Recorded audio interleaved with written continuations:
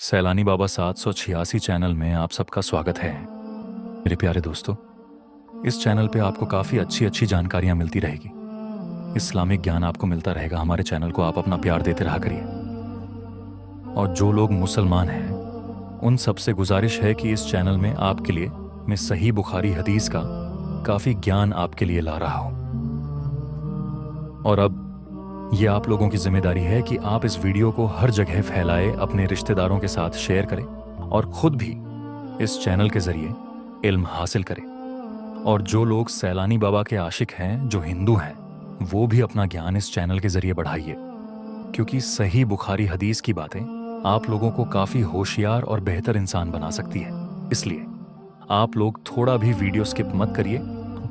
और जो मुस्लिम्स हैं वो कमेंट में अल्लाहू अकबर ज़रूर लिखे और इस चैनल को सब्सक्राइब ज़रूर करना और वीडियो शेयर ज़रूर करना।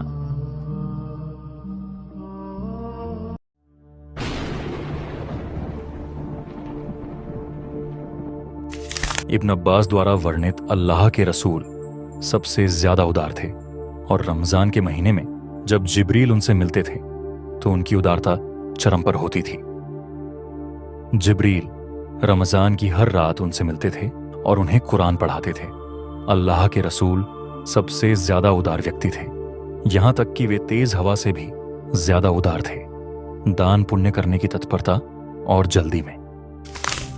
अब्दुल्लाह बिन अब्बास द्वारा वर्णित अब्बू सुफियान बिन हरब ने मुझे बताया कि जब वह कुरैश से एक कारवां के साथ जा रहा था तब हेराक्लियस ने उसके पास एक संदेशवाहक भेजा था। वे व्यापारी थे जो शाम, सीरिया, फिलिस्तीन, लेबनान और जॉर्डन में व्यापार करते थे।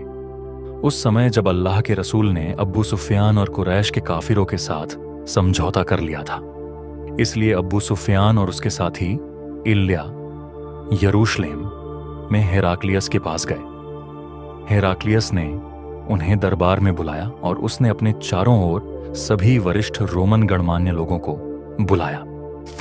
इसलिए अब्बू सुफियान और उसके साथी इल्या यरूशलेम में हेराक्लियस के पास गए। हेराक्लियस ने उन्हें दरबार में बुलाया और उसने अपने चारों ओर सभी वरिष्ठ रोमन गणमान्य लोगों को बुलाया। उसने अपने अनुवादक को बुलाया, जिसने हेराक्लियस के प्रश्न का अनुवाद करते हुए उनसे पूछा, तुम में से कौन उस व्यक्ति से सबसे करीबी रिश्तेदार है जो पैगंबर होने का दावा करता है? अब्बू सुफियान ने उत्तर दिया, मैं उसका समूह में सबसे करीबी रिश्तेदार हूं।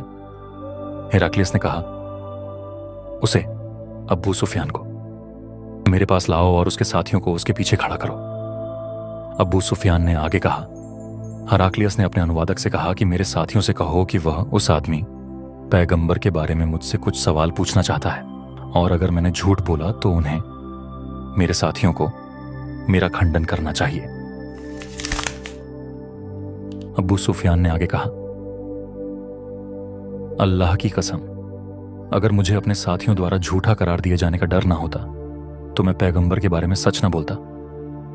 उसने मुझसे उनके बारे में जो पहला सवाल पूछा वह था, तुम्हारे बीच उसका पारिवारिक दर्जा क्या है?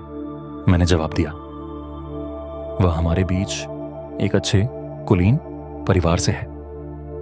हेराक्लियस ने आगे पूछा, क्या तुम में से किसी ने उससे पहले कभी ऐसा ही दावा किया है, यानी पैगंबर होने का? मैंने जवाब दिया, नहीं। उसने कहा, क्या उसके पूर्वजों में कोई राजा था? मैंने जवाब दिया, नहीं। हेराक्लियस ने पूछा, क्या कुलीन या गरीब उसका अनुसरण करते हैं? मैंने जवाब दिया, यह गरीब हैं जो उसका अनुसरण करते हैं। उसने कहा, क्या उसके अनुयायी बढ़ रहे हैं या घट रहे हैं दिन प्रतिदिन? मैंने जवाब दिया, वे बढ़ रहे हैं।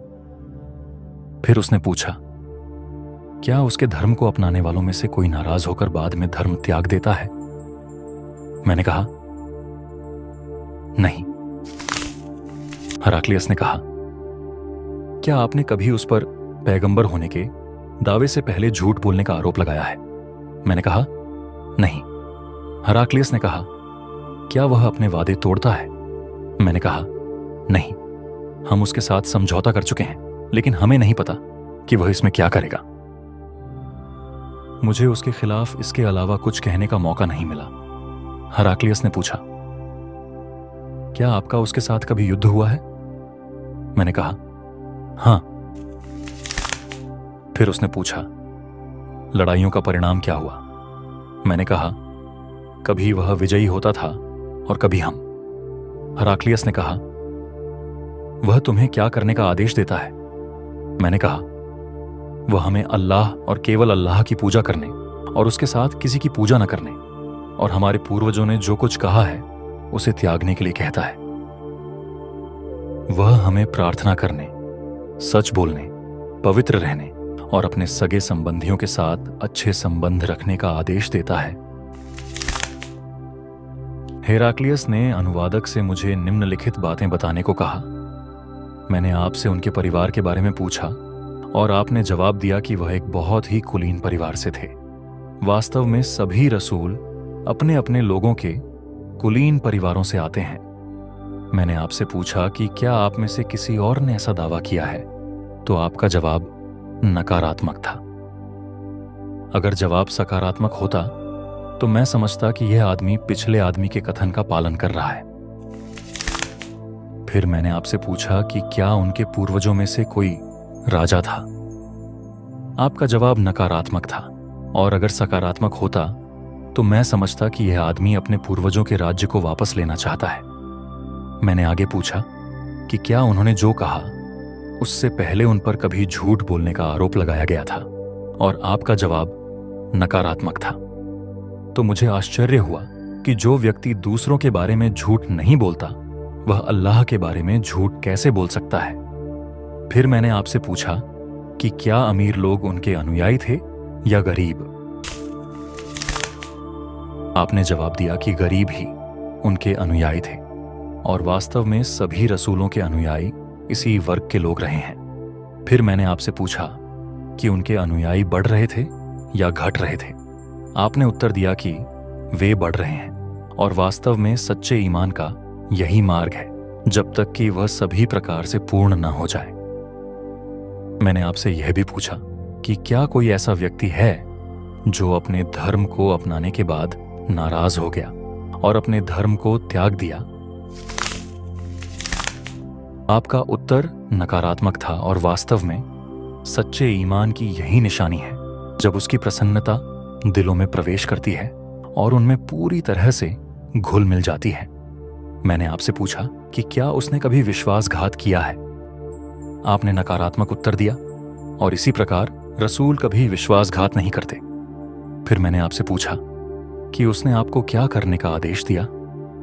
आपने उत्तर दिया कि उसने आपको केवल अल्लाह की इबादत करने और उसके साथ किसी चीज की इबादत न करने का आदेश दिया, और मूर्तियों की पूजा करने से मना किया, और तुम्हें नमाज पढ़ने, सच बोलने और पवित्र रहने का आदेश दिया।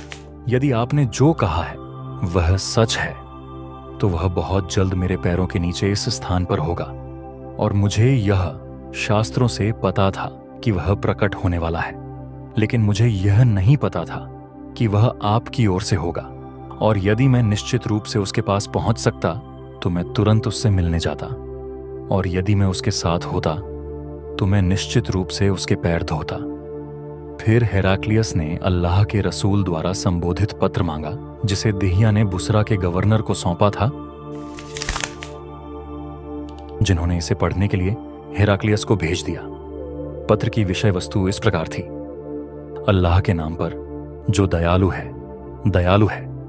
यह पत्र अल्लाह के बंदे और उसके रसूल मोहम्मद की ओर से बीजांटिन के शासक हेराक्लियस को है। उस पर शांति हो जो सही रास्ते पर चलता है। इसके अलावा मैं तुम्हें इस्लाम की ओर आमंत्रित करता हूं, और यदि तुम मुसलमान बन गए तो तुम सुरक्षित रहोगे और अल्लाह तुम्हारा सवाब दोगुना कर देगा। और यदि तुम इस्लाम के इस निमंत्रण को अस्वीकार करते हो तो तुम अपने अरिसियन किसानों को गुमराह करके पाप करोगे। और मैं तुम्हें अल्लाह का कथन सुनाता हूं। ऐ किताब वालों, हमारे और तुम्हारे लिए एक ही बात है कि हम अल्लाह के सिवा किसी की इबादत नहीं करते और उसके साथ किसी को साझी नहीं ठहराते, और हम में से कोई अल्लाह के सिवा किसी को रब नहीं बनाएगा। फिर अगर वे मुंह मोड़ लें तो कह दो कि गवाही दो कि हम मुसलमान हैं। 364। अबू सुफियान ने फिर कहा, जब हराक्लियस ने अपना भाषण समाप्त किया और पत्र पढ़ा तो शाही दरबार में बहुत शोर मच गया। इसलिए हमें दरबार से बाहर निकाल दिया गया। मैंने अपने साथियों से कहा कि इब्न अबी कब्शा, पैगंबर मोहम्मद का सवाल इतना प्रमुख हो गया है कि बानी अल असफर बीजान्टिन का राजा भी उससे डरता है। तब मुझे यकीन होने लगा कि वह पैगंबर निकट भविष्य में विजेता होंगे, जब तक कि मैंने इस्लाम स्वीकार नहीं कर लिया, यानी अल्लाह ने मुझे इसकी ओर निर्देशित किया।